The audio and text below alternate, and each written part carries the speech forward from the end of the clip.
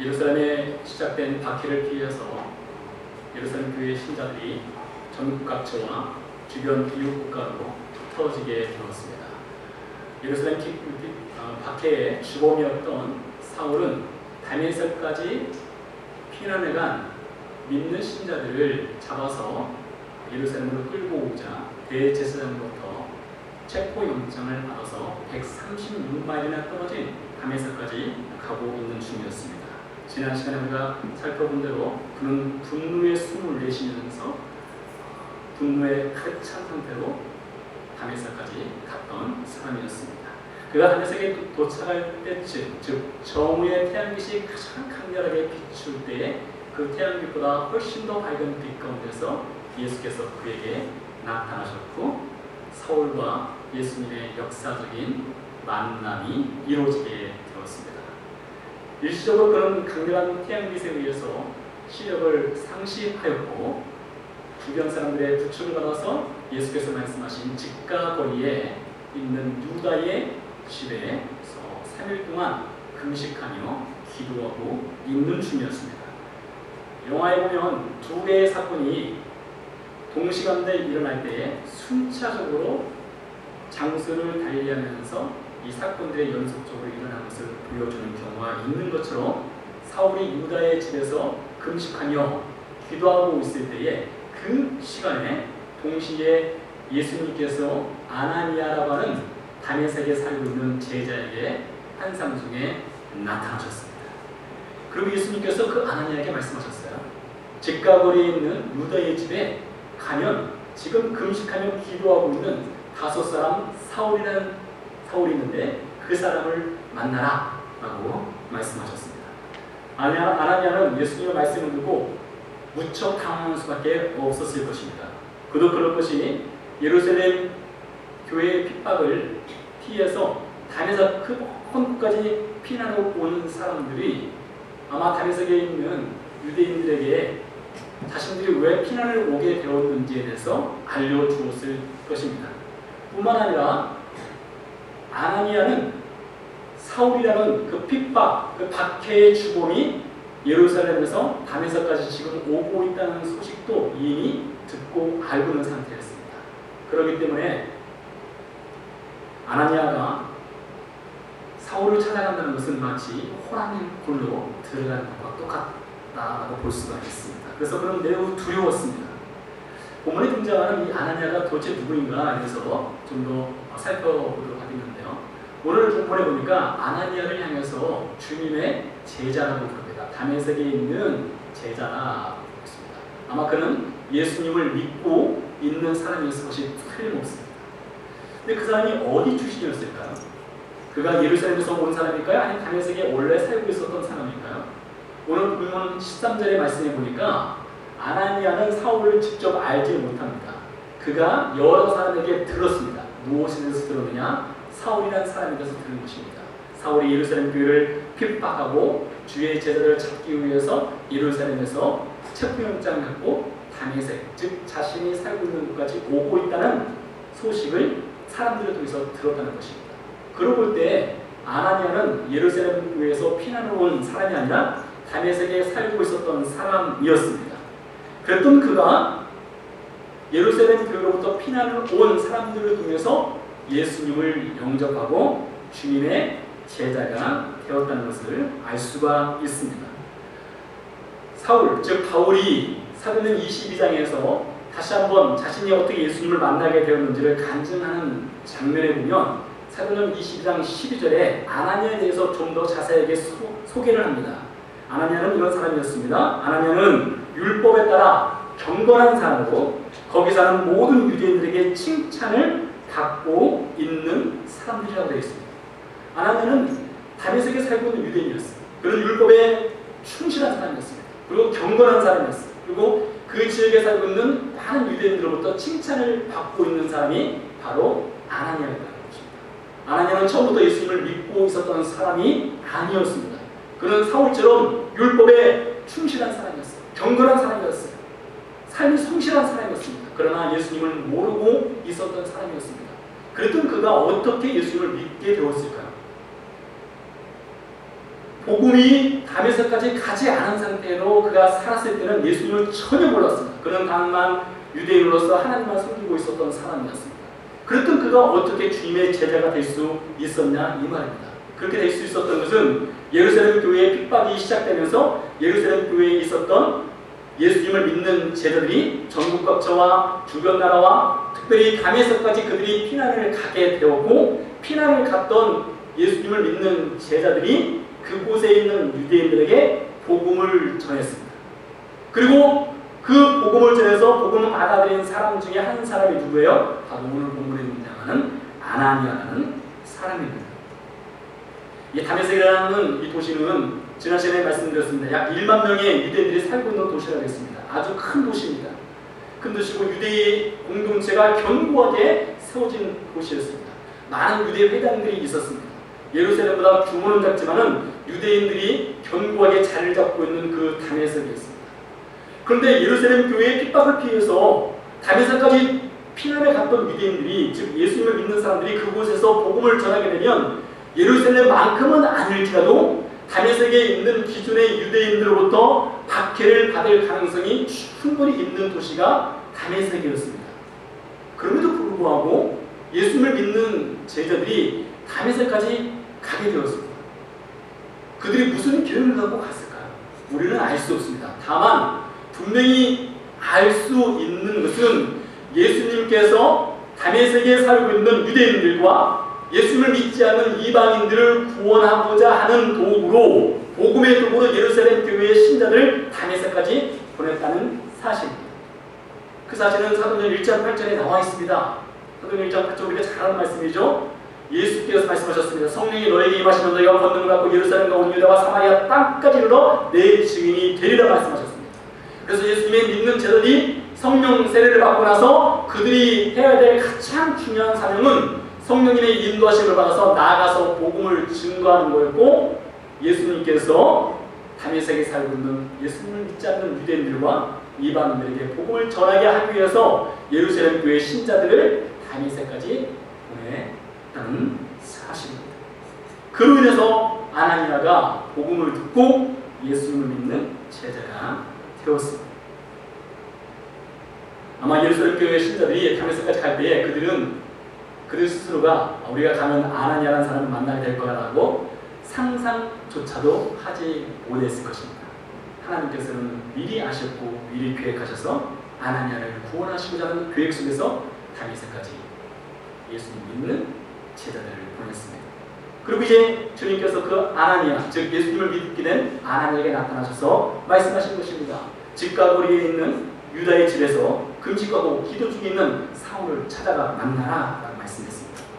아나니아는 찾아가기가 참 두려웠습니다. 무서웠습니다. 그래서 이 사울이라는 사람이 핍박하고 박해하는 사람인데 내가 찾아가게 되면 나도 체포되는 것이 아닌가, 이런 두려움에 빠져 있었습니다. 주님께서 이어서 말씀하십니다. 가라, 이 사람은 내 이름을 이방인과 임금들과 이스라엘 자손들에게 전하기 위하여 택한 나의 그릇이라 라고 말씀했습니다. 이 구절에서 우리가 주목해 볼 표현은 택한 나의 그릇이라는 말입니다. 무슨 말입니까? 예수님께서 말씀하시기를 이 사울이라는 사람을 주님께서 이미 선택했다는 것입니다. 무엇으로요? 예수 그리스도의 복음을 증거하는 복음 전도자로 주님께서 선택을 하셨다는 것입니다. 여러분, 우리가 살아가는 세상에 우연이라는 말을 참 많이 합니다. 우연히 만났어, 우연히 돈 주셨어, 우연히 이렇게 됐어. 우연이라는 말을 참 많이 씁니다. 저도 우연이라는 말을 쓸 때가 있습니다. 그러나 오늘 주님께서 아나니아를 구원하시고 또 아나니아를 통해서 사울을 구원하시고자 하는 것은 결코 우연히 이루어진 것이 아닙니다. 헬라어 테카라라는 이 말에는 미리 계획하시고 준비하셔서 때가 되어서 그것을 이루다라는 표현이 담겨져 있습니다. 다시 말해서 주님께서 사울을 구원하시고자 하는 그 계획은 사람들은 알 수 없었지만 주님께서 사울을 구원하려고 하시는 그 계획은 1분 1초도 변함이 없이 주님의 계획 그 스케줄에 의해서 완벽하게 준비된 것이 지금 성취되고 있는 중인 것입니다.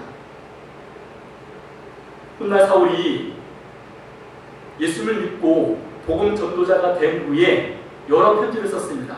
여러분 신약 성경이 27권이 있습니다. 27권 중에서 13권을 사울, 즉 바울이 기록했는데 사울이 그 편지를 쓸 때마다 서두를 종종 이렇게 시작을 합니다.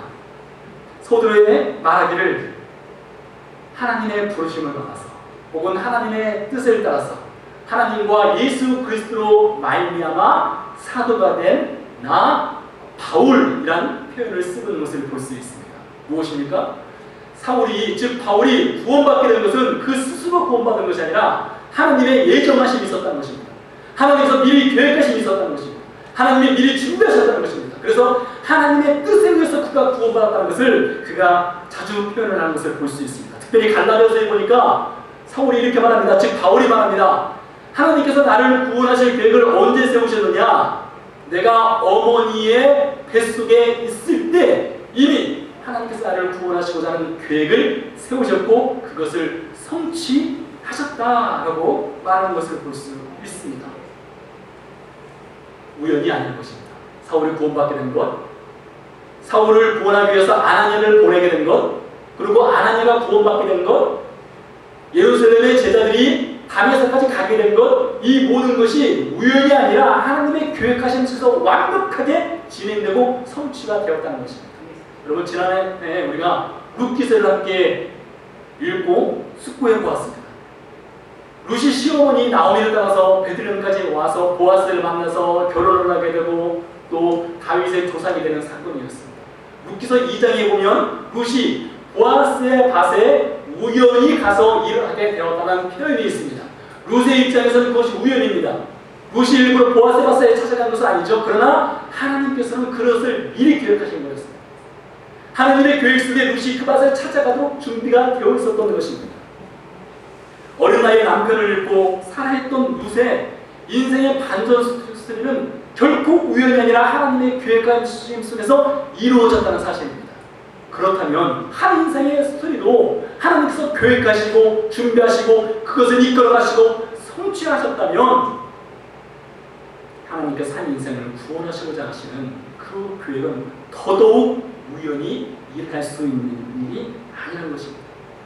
하나님께서 허물과 죄로 죽었던 우리 인생을 구원하시기 위해서 2000년 전 어느 날 갑자기 예수님을 보내기로 그의 아들 예수님을 보내기로 결정한 것이 아니었습니다. 하나님께서 그 아들 예수님을 보내시고 결정한 것은 아브라함 때 결정한 것이 아닙니다. 하나님께서 그 아들 예수 그리스도를 보내서 우리를 구원하시고자 하시는 그 계획을 세운 것은 우리가 보는 이 지구가 있기 전입니다. 온 우주가 있기 전에 하나님께서 이미 그 아들 예수님을 보내시기로 결정하셨고 그 구원의 계획에 따라서 이루시고 진행하시고 성취하셨다는 것입니다. 여러분 사람의 계획은 때와 상황에 따라서 자주 바뀝니다. 취소가 되는 경우도 있습니다. 건물 하나를 지을 때 여러분 설계도가 필요하지 않습니까? 설계도에 의해서 건물을 짓습니다. 그러나 건물을 짓다 보면 설계를 변경하는 경우가 있습니다. 우리 서성균 교사님 88년차를 만드셨습니다. 설계도를 다 눈에 띄고 있고 다 머릿속에 있습니다. 그렇지만 그것도 때에 따라서 변경할 필요가 있는 것입니다. 사람의 설계는 완벽하지 못합니다. 사람의 계획은 완벽하지 못해요. 언젠간 변화되고 변경될 수 있습니다. 제가 전에 성지순례 안내를 했었습니다. 성지순례 안내를 할 때 가장 힘든 것이 무엇인가면 사람보다 더 힘든 것이 무엇이에요? 사람 만나는 게 쉽지 않거든요. 근데 사람 만나는 것보다 더 힘든 것이 무엇인가면 타임 매니지먼트입니다. 시간 관리가 제일 힘들어요. 성지순례 안내를 하다 보면 성지순례 온 사람들이 가장 많이 묻는 질문이 있습니다. 성경에 관한 질문이 아니라 몇 분 걸려요? 몇 분 걸려요? 몇 분 남았어요? 이 질문이 가장 어려운 질문입니다. 왜 어려운 질문인가 하면 변수가 많아요. 도로가 여기처럼 이 캔자스 지역은 한가하기 때문에 교통체증이 별로 없습니다. 물론 이 아래쪽으로 내려가면 있지만요. 제가 살고 있는 북쪽은 교통체증이 거의 일어나지 않습니다. 근데 이스라엘이라는 나라는 교통체증도 심합니다. 때에 따라서는 무슨 사건이 터지면 군인들이 길을 막는 경우도 있습니다. 그리고 방문해야 되는 그 교회들이 문을 일찍 닫아요. 그러니까 이 타임 매니지먼트를 하기가 굉장히 어렵습니다. 그래서 초보 때는 많이 실수를 합니다. 가야 될 장소를 그날에 가지 못하는 경우도 있습니다. 그래서 난리가 나죠. 저도 그런 실수를 한 적이 있습니다. 근데 올해 경험을 쌓다 보면 시간을 정확하게 지킵니다. 거의 5분도 안 틀려요. 5분도 안 틀립니다. 몇 분 뒤에 도착합니다. 몇 분이 나갑니다. 이것이 거의 정확합니다. 그러면 와서 같이 성주순례 하는 사람들이 굉장히 좋아합니다. 몇 분 뒤에 도착하면 그거 아는 것이 굉장히 중요한가 봐요. 그래서 굉장히 좋아합니다. 그런데 아무리 베테랑 성지 안내하는 가이드도요, 실수하는 경우도 있어요. 저도 제가 100번 넘게 했습니다. 100번 넘게 했지만 저도 아주 가끔 타임 매니지먼트를 잘못해가지고 실수하는 경우가 있어요. 사람의 계획은 실수가 있습니다. 그러나 하나님께서 구원하시고자 하는 그 계획은 완벽한 그 자체입니다. 하나님은 한 번도 실수한 적이 없어요. 창세 이전부터 죄악 덩어리 인류를 구원하시고자 하시는 하나님의 계획의 그 시작부터 그 진행 과정 그리고 그 결과 그 모든 것이 한 번도 하나님께서 편견을 하거나 바꾼 적이 없습니다. 더 놀라운 사실은 무엇입니까? 저 놀라운 사실은 하나님께서 우리를 구원하시고자 하는 그 계획하심과 그 성취하심은 우리가 죄인 되었을 때입니다. 여러분 이스라엘 역사를 보세요. 이스라엘 역사를 보면 하나님께서 그 구원 계획을 갖고 있었을 때에 이스라엘 백성들이 하나님께 한 행동은 우상숭배였습니다. 그들은 하나님을 배신했어요. 하나님을 떠났어요. 하나님을 섬기지 않았습니다. 그렇다고 해서 하나님께서 그들을 향한 구원 계획을 변경하셨느냐? 한 번도 변경하지 않고 바꾸지 않으셨습니다. 그 아들을 보내서 십자가에 못 박혀 죽이시고자 하시는 하나님의 계획은 한 번도 바뀌지 않았다는 것입니다. 그래서 로마서 5장에 뭐라고 말합니까? 우리가 아직 죄인 되었을 때에, 우리가 아직 연약할 때에, 우리가 아직 원수 되었을 때에, 그럼에도 불구하고 하나님께서 우리를 향한 구원 계획은 한 번도 바꾸지 아니하시고 그 아들을 보내사 십자가에 못 박혀 죽게 하심으로 우리를 제약받아서 구원을 하셨다라고 바울이 선포하고 있는 것입니다. 이것이 하나님의 크신 사랑입니다. 제가 들었던 어느 목사님의 설교 중에 한 선교사님의 간증이 있습니다. 그 간증 내용을 들려드리도록 하겠습니다. 제가 정확하게 전달은 하지 못하겠지만 이런 내용입니다. 아프리카에서 사역하는 선교사님이셨어요. 선교사님 가정에 그 교회를 같이 섬기는 집사님 내외가 다른 곳으로 출타하면서 그분들의 자녀를 맡겼습니다. 그래서 이 선교사님이 그 자녀를 한동안 맡고 있다가 그 집사님 내외가 아주 먼 곳에서 전화를 한 거예요. 지금 우리가 이곳에 와 있는데 우리 아들을 그쪽까지 좀 라이드 해줄 수 있느냐라는 부탁을 받았습니다. 그래서 선교사님이 그 아들을 태우고 그 집사님 내외가 있는 그곳까지 가게 되었습니다. 우리는 뭐 1시간 거리가 이렇게 멀게 느끼지 않지만 약 1시간 좀 넘게 거리는 거리를 이제 가게 되었습니다. 가서 그 아들을 내려주고 다시 제 집으로 돌아와야 되는데 늘 이용하는 도로가 있었습니다. 늘 이용하는 도로를 따라서 올 수 있는데 그날따라 그 선교사님께서 내가 이 도로가 아니라 해변 도로로 따라가고 싶다라는 마음이 자꾸 드는 거예요. 그래서 또 돌아가지만 그 마음이 오는 대로 해변 도로를 따라서 이분이 길을 따라 쭉 오게 되었습니다. 해가 질 때쯤이었는데 해변을 따라 쭉 오는데 앞에서 누가 손을 막 흔드는 거예요. 근데 아프리카는 아무래도 치안이 좀 불안하지 않습니까? 그래서 선교사님 생각하기를 혹시 가다가 저 앞에 있는 사람은 나를 강도질하려고 지금 손을 흔드는 거 아닌가, 길은 왜 길이고 피할 수도 없었습니다. 그래서 송벽을 가속페달을 밟으면은 이 강도가 나를 피하지 않을까 해서 가속페달을 밟으려다가 혹이라도 그러다가 더 큰 사고가 날 수도 있겠다 싶어서 속도를 늦추었습니다. 멈추었어요. 앞에 있는 흑인이 다가왔습니다. 다가와서 문을 두드리는 거예요. 두려우니까 어떻게 하겠습니까? 문을 열었죠. 여러분들 흑인이 많은 것이 지금 저 앞에 한 청년이 쓰러져 있는데 그 청년을 지금 빨리 병원으로 이송해야 되니까 당신이 도와줄 수 있느냐 이렇게 물었습니다. 가서 보니까 한국 청년입니다. 한국 청년이 길가에 피를 흘리면서 거의 죽어가고 있는 겁니다.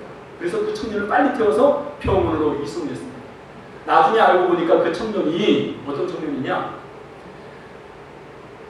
배를 타고 선교하는 배가 있습니다. 한나호라는 배인데요. 그 한나호라고 하는 배를 타고 선교 지망생으로서 선교 훈련을 받고 있는 청년이었어요. 그래서 그 배가 선교사님이 사역하시는 그 나라에 정박을 하고 있을 때에 이 청년이 홀로 나와서 복음을 전하겠다고 나왔다가 강도를 만난 거예요. 강도를 만나서 쓰러져 있는 상태였어요. 거의 죽어가고 있는 거였어요. 그 청년을 살리게 된 거예요. 우연이 되었을까요? 이것이 과연 우연일까요? 그 선교사님에게 집사님이 전화한 시간, 선교사님이 그 집사님이 그 아이를 데려다주는 시간, 그리고 선교사님 마음에 평소 이용하던 도로가 아니라 해변 도로로 따라가도록 마음이 생긴 것, 그리고 그 사이에 선교사님이 세변 도로로 따라갈 때에 그 청년이 강도를 만났을 때에 그 청년을 살려준 그 현지인, 그리고 선교사님이 그 청년을 만나게 된 것, 이 모든 스토리가 결코 우연이 아니라는 것입니다. 하나님께서 그 청년을 살리고자 그런 모든 것을 계획하시고 미리 준비하셔서 선교사님을 통해서 그 청년을 살리게 되었다는 것입니다. 그렇다면 아나니아가 복음을 한 번도 듣지 못하고 죽게 될 그 아나니아가 복음을 듣게 되고 예수님의 제자가 된 것 결코 우연이 아닌 것이죠. 사울이 다메섹까지 찾아가게 된 것 결코 우연이 아닌 것이죠. 아나니아가 사울을 찾아가서 예수 그리스도의 복음을 전하게 된 것 결코 우연이 아닌 것이죠. 하나님께서 틀림없이 계획하셨습니다. 하나님께서 완벽하게 계획하시고 그것을 성취하신 것입니다. 여러분, 이 자리에 우리가 지금 앉아 있습니다. 70억이 넘는 인구 중에 우리가 지금 2016년 6월 19일 날 이 자리에 앉아서 함께 예배를 드리고 있습니다. 여러분, 이것이 결코 우연입니까? 여러분이 오늘 주일날 교회 나온 것이 결코 우연일까요? 그렇지 않습니다. 여러분이 미국 땅에 온 것, 여러분이 태어나면서부터 계획한 것은 아닙니다. 우리 인생의 계획은 여러 번 변경하고 바꿨지만 우리가 이곳에 지금 앉아 있습니다. 이곳에 와서 예수님을 믿게 되었습니다. 이미 물론 한국에서 예수님 믿고 이곳에 오신 분들 있지만 이곳에서 신앙생활 같이 하게 된 것, 이거 하나님께서 계획하신 것입니다. 하나님께서 미리 계획하시고 준비하시고 이루신 것입니다. 그래서 오늘 이 시간에 앉아 있는 것입니다. 우리가 이 시간에 예수님을 믿게 되고 하나님의 자녀로서 하나님을 섬기게 된 것, 하나님께서 우리를 위해서 준비하시고 계획하시고 성취하신 것입니다. 예수님의 명령을 아나니아가 들었습니다. 이제 가야 되는 겁니다. 그래서 아나니아가 집가고리에 있는 유다집을 찾아갔습니다. 두렵고 떨리는 마음으로 그 핍박자 사울을 찾아갔어요. 찾아가서 보니까 사울이 눈이 감긴 상태로 기도하고 있었습니다. 앞을 보지 못하는 거예요. 아나니아가 그에게 안수하면서 이렇게 말합니다. 형제 사울아, 주곧 네가 도상에서 너를 만나준 예수께서 너로 다시 보게 한다 했어요. 형제 사울아, 형제라고 불렀어요. 지금까지는 핍박자였습니다. 박해하는 사람이었어요. 분노로 가득 찬 인생이었습니다. 그러나 예수 그리스도를 만나고 나서 아나니아가 사울을 부를 때에 형제라고 불렀어요. 그가 이제 구원을 받게 된 것입니다. 그러면서 아나니아가 안수할 때에 사울의 눈을 가리고 있던 무엇인가가 떨어져 나갔습니다. 그러면서 그가 눈이 열리게 되었습니다. 지금까지 보지 못했던 영적인 세계의 문이 열리게 된 것입니다. 여러분, 우리 두 눈이 있죠.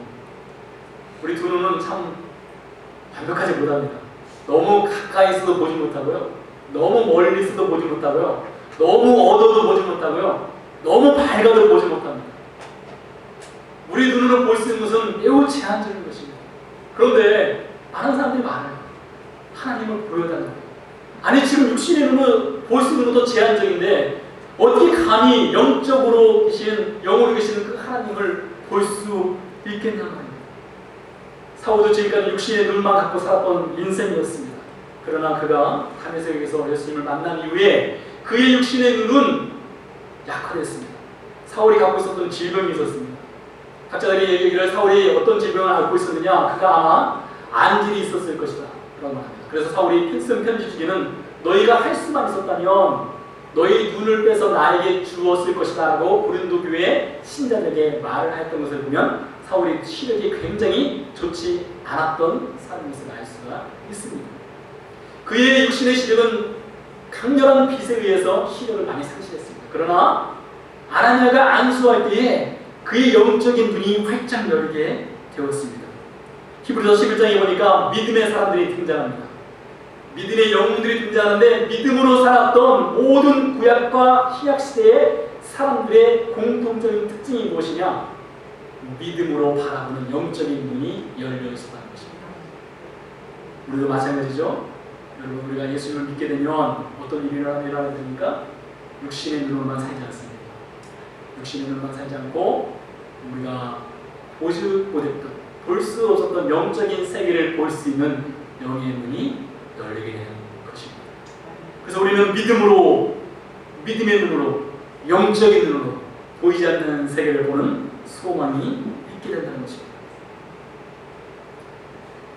예수 믿는 사람들을 박해하기 위해서 찾아왔던 사울, 그런 체포에서 예루살렘으로 끌고 가는 것이 그 인생의 목적이었습니다. 그러나 하나님께서 사울을 향한 계획은 창세 이전부터 그를 구원하시려는 계획을 세우셨고 완벽하게 이루셨습니다. 아나니아를 향한 계획도 마찬가지였습니다. 우리를 향한 계획도 마찬가지입니다. 여러분, 우리가 구원받은 것 하나님께서 창세 이전에 이미 계획하시고 성취하셨습니다.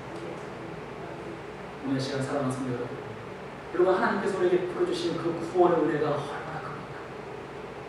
한 번도 변기하지 아니하시고 바꾸지 아니하시고, 우리는 변기하고 우리는 바꾸고 우리는 하나님을 배신했지만 하나님은 절대적으로 한 번도 바꾸지 아니하시고 우리를 구원하시고자 교육하시고 이르시고 성취하셨습니다. 그 결과가 지금 여러분이 또 제가 오늘 시간 이 자리에 앉아있는 것입니다. 기도하시겠습니다. 우리 시간 함께 주님이 홀로 가신 그 길 나도 따라가고 이 찬양을 함께 올려드리면서 기도하시겠습니다. 기도하실 때 사울이 구원받고 나서 뭘 했습니까?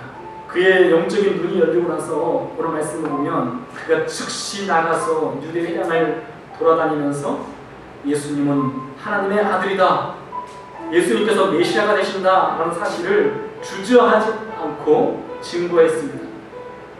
다메섹에 살고 있는 유대인들이 사울이 그 증거함으로 인해서 놀랄 수밖에 없었습니다. 핍박자 사울이, 박해자 사울이 예수님을 하나님의 아들로 그리스도로 증거하기 때문입니다. 여러분, 우리가 주님께서 우리를 구원하신 목적이 무엇입니까? 사울이 나가서 복음을 전했던 것처럼 우리도 나가서 복음을 전하도록 우리를 부르신 것이었습니다. 오늘 시간 기도하실 때에 주님, 제 영적인 눈을 열어주시고 저를 구원하신 주님, 저로 하여금 복음을 전하는 주의 백성 되게 해 주옵소서. 하나님, 기도로 찬양 드리며 함께 기도하시겠습니다.